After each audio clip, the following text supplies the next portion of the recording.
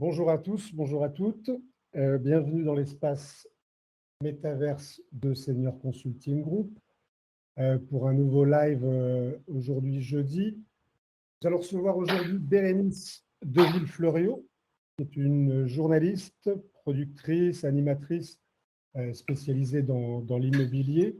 On la connaît notamment pour ses émissions sur Radio Imo. Je vais vous la présenter dans quelques instants. Je me retrouve ici au milieu du plateau, histoire que vous voyez aussi un petit peu le reste du plateau, parce qu'on a notre plateau live, mais on a tout un tas d'espaces. Et on viendra en fin d'émission sur un autre espace où on pourra échanger encore avec d'autres invités que je vous présenterai tout à l'heure. Je vais rejoindre à présent Bérénice sur le plateau.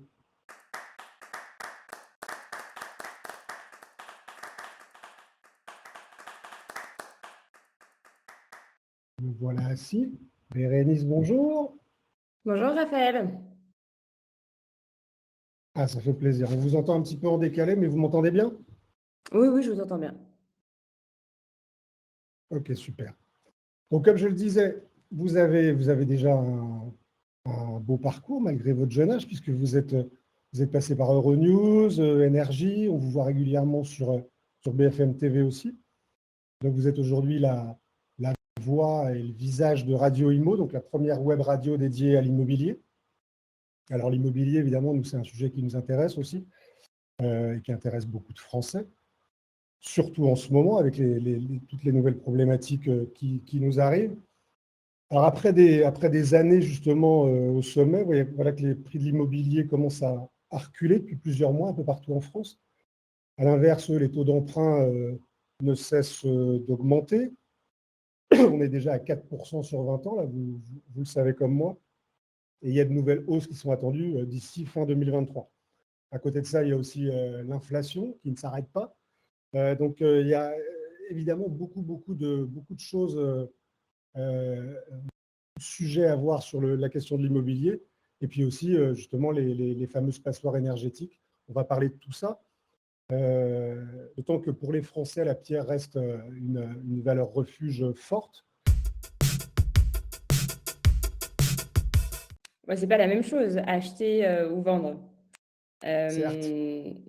Alors, je pense que acheter, c'est toujours le moment d'acheter.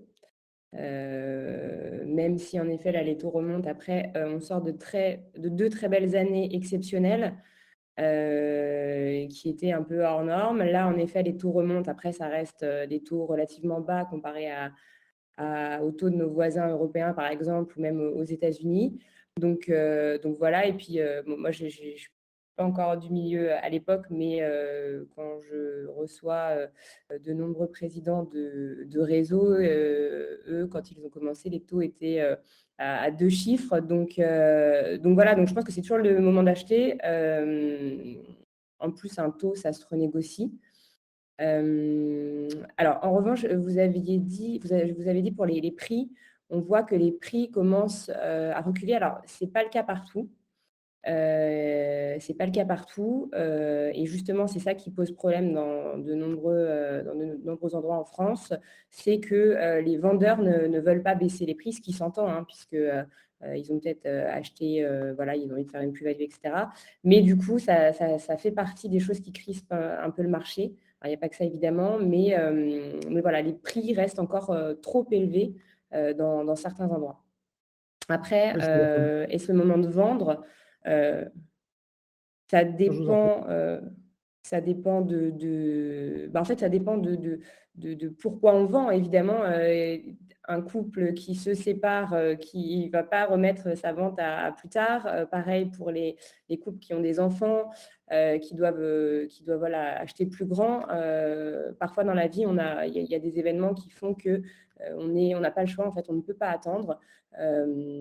Donc là, forcément, voilà. Après, concernant la vente, encore une fois, je pense que ça dépend de l'endroit où se trouve le bien, du type de bien que c'est, hein, puisqu'on voit que certains biens, il y a des types de biens qui ne baissent pas, hein, ceux qui sont sans défaut, qui ont des terrasses, par exemple des appartements avec terrasse, balcon, traversant, qui ont plutôt une bonne note en DPE, voilà, ça, ils ne baissent pas. Donc, c'est encore le moment de vente. Après, les délais de vente se rallongent. Voilà. C'est en tout cas mon point de vue sur la question. Oui, parce que c'est vrai qu'en fait, vous le rappeliez un petit peu au début, c'est un peu comme si on avait pris des mauvaises habitudes depuis quelques années, en fait, parce que à la fois côté vendeur d'ailleurs, qui pouvaient se permettre de vendre très cher, et puis côté acheteur qui pouvaient acheter à des taux très très bas, etc. Et aujourd'hui, voilà, les données ont changé, mais les habitudes pas encore peut-être. Bah, oui, c'est vrai qu'on sort d'une période où l'argent coulait à flot. Il y avait énormément d'argent en circulation, donc forcément les prix augmentaient. On pouvait emprunter à des taux historiquement bas, autour d'1%. Il y a même des personnes qui ont emprunté en dessous d'1%. Mais c'était, on va dire, pas normal. C'était pas la situation économiquement parlant. Forcément, ça pouvait pas durer. Donc là, la BCE remonte ses taux directeurs. Forcément, il y a moins d'argent en circulation, forcément, bah oui, les prix sont censés en tout cas redescendre. Oui, c'est pas très bon enfin, c'est bon pour l'inflation, mais pas forcément pour les prix de vente. Ce qui a beaucoup changé, peut-être par contre, ces dernières années, c'est comme on le disait, les prix ont beaucoup augmenté, alors que les loyers, finalement, assez peu. Donc, dans cette perspective, est-ce que, alors, je peux même annoncer des chiffres, on parle sur les 5 dernières années de 30% d'augmentation en moyenne, hein, des biens, alors que les loyers, eux, n'auraient augmenté que de 7%. Alors, les loyers, ça dépend de plusieurs choses. Ça dépend, encore une fois, de la localisation du bien, s'il y a encadrement des loyers ou pas, parce que ça, c'est vrai que bah, forcément, ça limite l'investissement. Après, c'est aussi pour ça que de nombreux Français se tournent vers la location saisonnière, parce que ça permet de faire un investissement ultra rentable. Donc il y a d'autres conséquences, hein. Il y a des villes, en fait, tout est un peu lié, parce que c'est vrai que beaucoup de locations saisonnières, ben, c'est les habitants en fait de la ville où sont situés les biens qui en payent un peu bah, les frais. Après, est-ce que c'est toujours sur une bonne idée d'acheter pour louer? Évidemment, parce que on va dire en France, cet investissement, la pierre, c'est le seul investissement avec effet levier, c'est-à-dire qu'on emprunte, la banque nous prête de l'argent pour acheter et quelqu'un rembourse le crédit. Et ça, c'est un investissement, évidemment, c'est un investissement incroyable. Après, je pense qu'il faut encore plus maintenant bien choisir la localité du bien, éviter les villes où il y a des encadrements de loyer. Et puis, faut acheter en zone tendue, en tout cas, voilà, où il y a une demande pour éviter les vacances locatives. Mais je pense que pour acheter, il faut faire un benchmark, un benchmark vraiment pour voir quel est le meilleur endroit et le meilleur type de bien. Parce que pareil, on voit depuis le Covid, les envies des locataires ont changé. Maintenant, les locataires, alors qu'avant, certains, voilà, un logement, c'était juste pour rentrer le soir dormir. Là, on voit vraiment qu'il y a ce besoin d'être bien chez soi, c'est mieux que ce soit, il faut que ce soit lumineux, c'est encore mieux s'il y a un petit espace, un petit balcon, un petit espace voilà, extérieur. Ça rentre en compte aussi quand on veut faire un investissement. Après, vous aviez évoqué les Français. C'est vrai que les Français sont très attachés à la pierre. C'est une valeur refuge, c'est sûr, vous l'avez dit, ça c'est certain. Mais vous parliez des banques et du système effectivement qui permet d'emprunter aux banques et en gros de rembourser son crédit en louant son bien. C'est vrai dans la mesure où les banques prêtent encore et on sait qu'en ce moment elles prêtent beaucoup moins.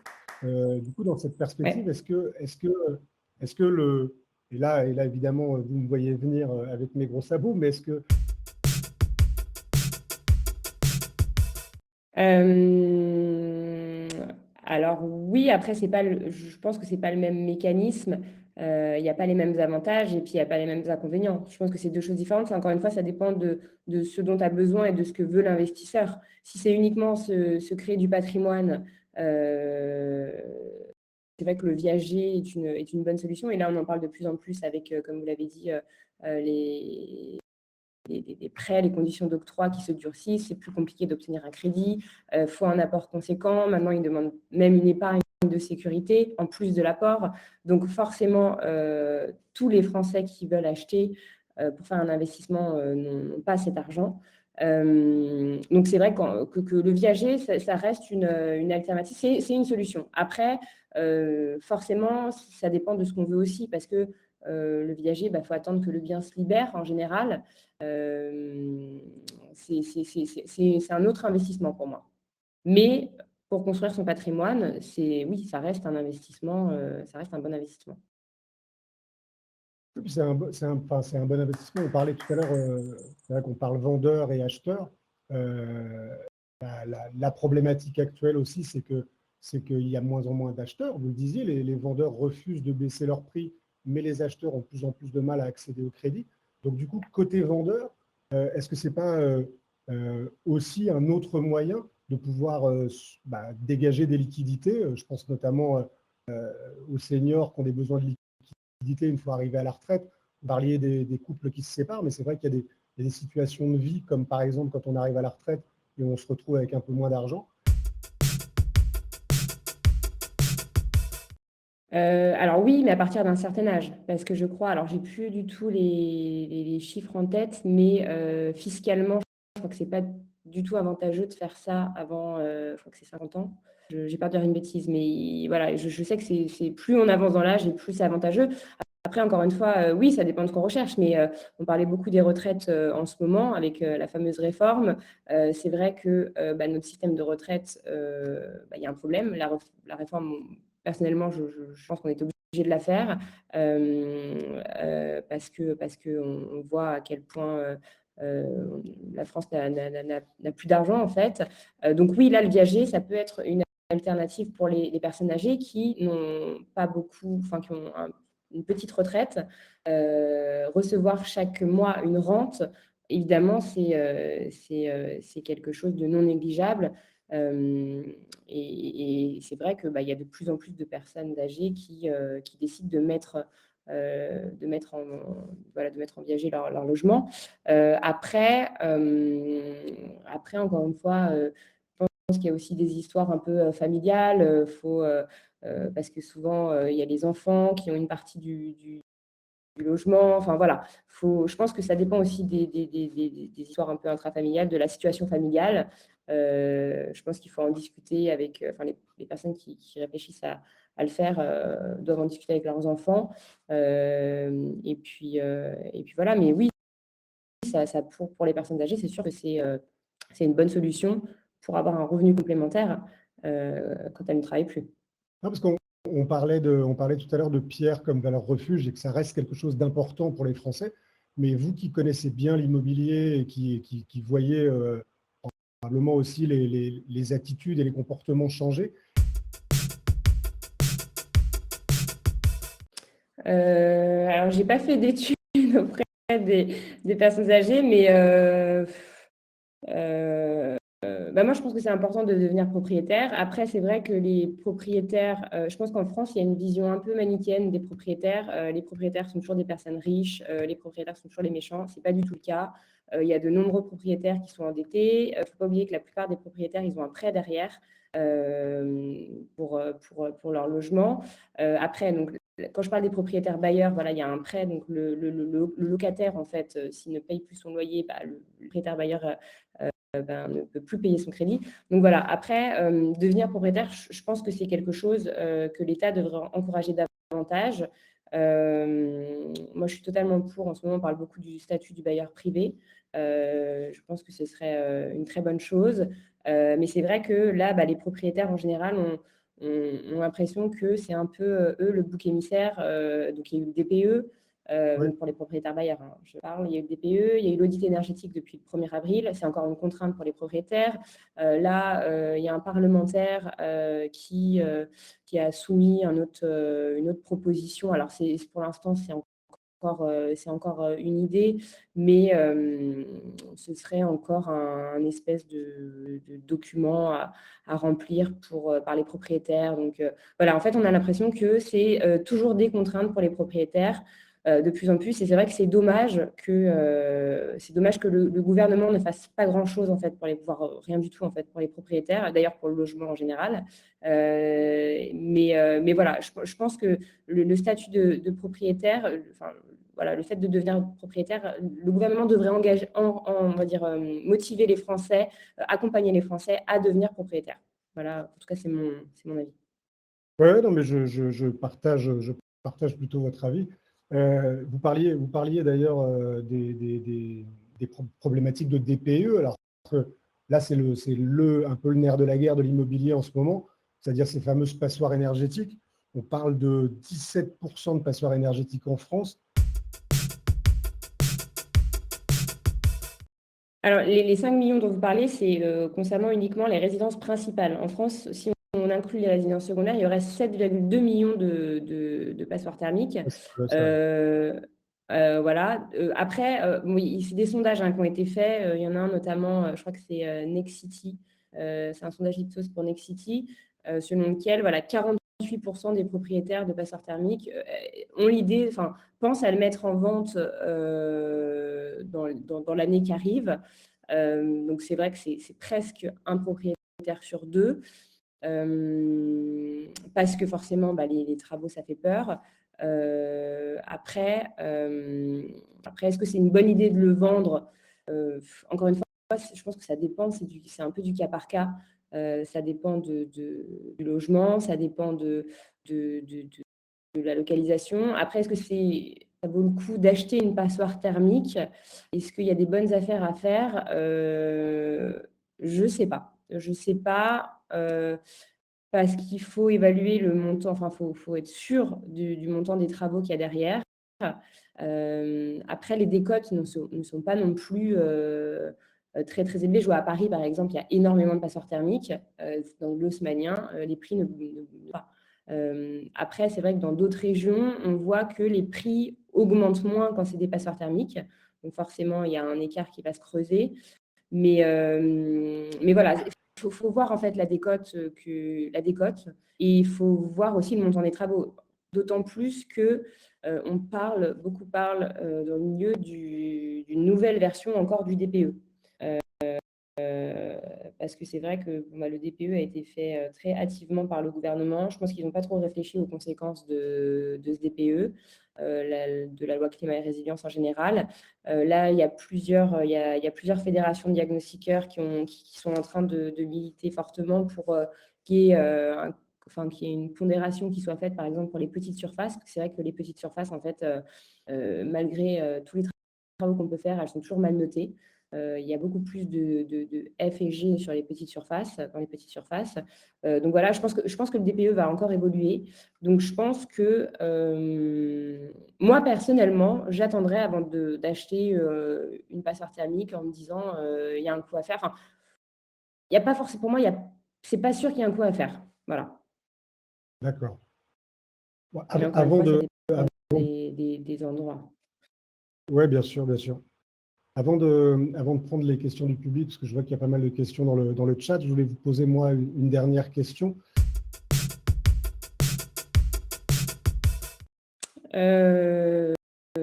J'ai envie de reprendre les mots de notre ministre du Logement, Olivier Klein. Pour moi, le logement, c'est la prochaine bombe sociale. Le gouvernement ne fait absolument rien. Il y a eu un conseil national de la refondation logement dont la restitution devait avoir lieu le 9 mai. Ça a été reporté au 5 juin. C'est scandaleux. Tous les professionnels du secteur, que ce soit des promoteurs, des agents immobiliers, vraiment tout le monde a déploré cette action du gouvernement.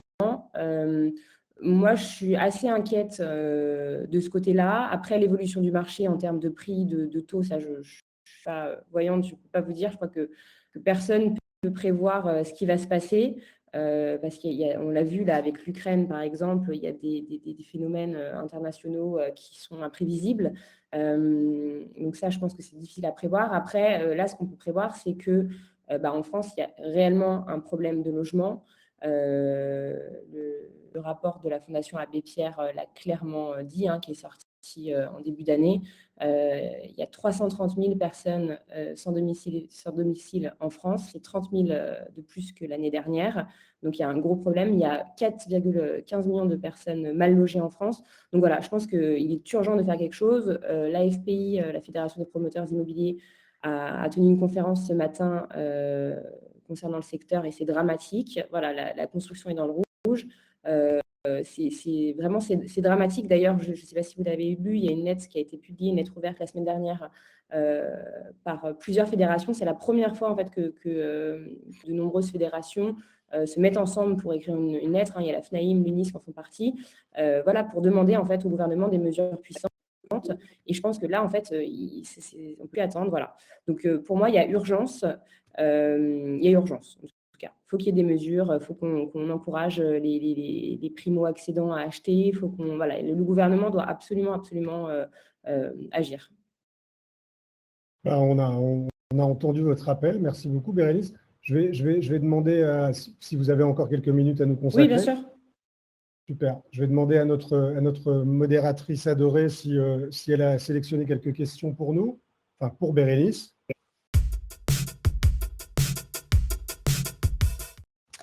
Bonjour Bérénice, bonjour Raphaël. Alors, on a eu de nombreuses questions. Bonjour. La première est, d'un point de vue investissement, quelles sont les zones les plus attractives actuellement?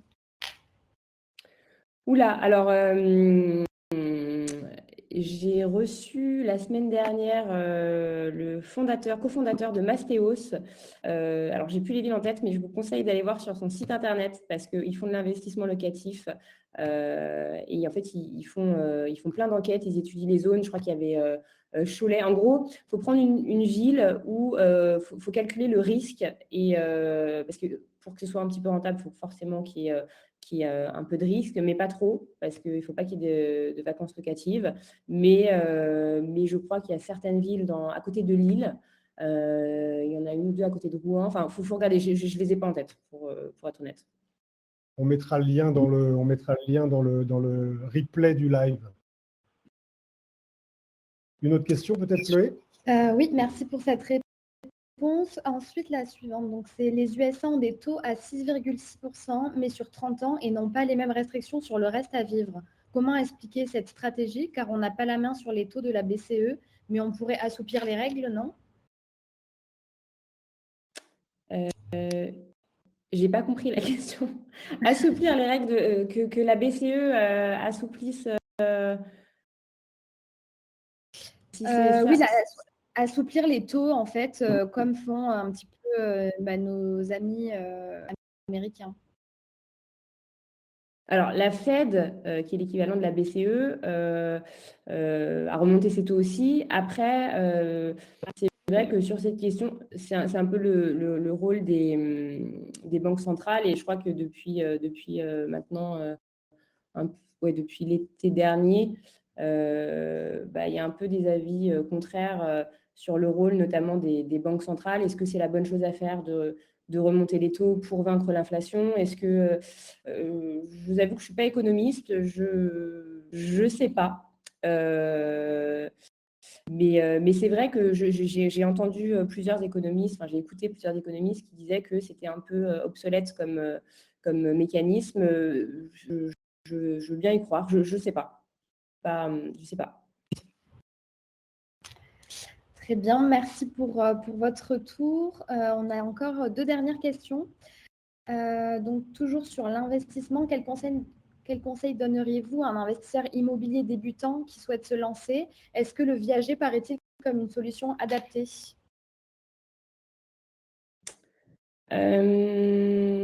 Alors, ça dépend de ce qu'il veut. Déjà, pour les débutants, on est tous débutants un jour, donc je l'encouragerais. Je dirais que c'est très bien de vouloir investir. Je lui conseillerais de regarder tous les jours, en fait, de faire vraiment un benchmark, de se documenter. Maintenant, en plus, on a la chance d'avoir sur YouTube plein de vidéos explicatives. On a tout sur Internet. Alors, il faut évidemment faire le tri, mais je pense on a vraiment vraiment de l'information à portée de main. Donc, moi, je lui conseillerais de vraiment tout regarder les statuts, de regarder les prix, de regarder, voilà, et puis de voir en fait ce qu'il a envie de faire. Parce qu'encore une fois, investir pour faire de la location, par exemple, de devenir loueur meublé non professionnel ou d'acheter en viager ou de faire de la location saisonnière, ce n'est pas la même chose. Donc, il y a des avantages pour chaque investissement, mais il y a aussi des inconvénients pour chaque investissement. Le viager, ça peut être très bien, encore une fois, pour augmenter son patrimoine. C'est vrai qu'on ne s'occupe pas du bien, on n'a pas à s'occuper du bien, contrairement à un investissement locatif. Après, Jeanne Calment avait mis son logement en viager, je crois que c'était son notaire qui voulait l'acheter, et son notaire est mort avant elle. Donc, voilà, ça reste quand même une vente immobilière aléatoire dans le sens où on est dépendant, on ne sait pas à quel âge la personne va partir. Donc, il faut avoir ça en tête. Donc, pour tous les investissements, il y a on va dire pas des inconvénients, des contraintes. Maintenant, je pense qu'il faut voir ce qu'on a envie de faire, ce qu'on est capable aussi de faire. Mais je pense qu'en tout cas, avant tout investissement, il est vraiment nécessaire et primordial de bien se documenter. Ça, on peut le faire tout seul, de tout regarder sur Internet, d'aller sur Radio Imo, par exemple. On a plein d'experts qui témoignent. Et puis, non, sur YouTube. YouTube, il y a plein d'explications. Puis sur le site du gouvernement aussi. Bien comprendre la fiscalité qui s'applique. Voilà. Par exemple, aujourd'hui, le Pinel, pour moi, c'est plus la peine d'y penser dans sa nouvelle version. Voilà, il y a plein de choses à regarder. Mais en tout cas, je lui conseille de se lancer. Super. Quel que soit le moyen, il faut se lancer et après trouver la solution adaptée à son projet. Exactement. Et donc, une dernière question qui est axée plus sur les notaires. Quelqu'un nous dit que les notaires ne recrutent plus et ils sont même en voie de licenciement. Est-ce que c'est une bonne nouvelle? Pas une bonne nouvelle? Comment est-ce qu'on peut prendre cela? Alors, on n'a pas eu les mêmes sources parce que moi, j'ai reçu la semaine dernière le rapport annuel 2022 du notariat qui a été publié par les notaires de France et le Conseil supérieur du notariat. Et les chiffres sont très positifs. Il y a 76,6% de notaires de plus qu'en 2015. Aujourd'hui, en France, il y a 17 000 de mémoire 315 notaires. En 2015, il y en avait 9 800. Et pareil pour leurs collaborateurs, il y a 69 000 collaborateurs aujourd'hui, alors qu'à l'époque, je crois qu'il y en avait un petit peu en dessous de 50 000. Donc, voilà. En tout cas, en termes de data pour l'année 2022, il y a de plus en plus de notaires. Après, pour cette année, je ne sais pas. Je sais que certains notaires ont noté un ralentissement des transactions. Ça, on le sait depuis, c'est pas un secret, c'est un secret pour personne. Depuis l'été dernier, les délais se rallongent, il y a moins de transactions, il y a moins de prêts, il y a beaucoup de casse au niveau des crédits, donc forcément, ça ralentit. Après, pour discuter quotidiennement avec des acteurs du secteur, c'est pas non plus dramatique. Et ils continuent de vendre, de faire des transactions. Donc, il y a en effet un ralentissement, mais comme on l'a dit en début d'émission, on sort de 2 belles années exceptionnelles, donc forcément, c'est moins bien par rapport à ceux de bonnes années. Mais pour les notaires, en tout cas, j'ai pas entendu ça.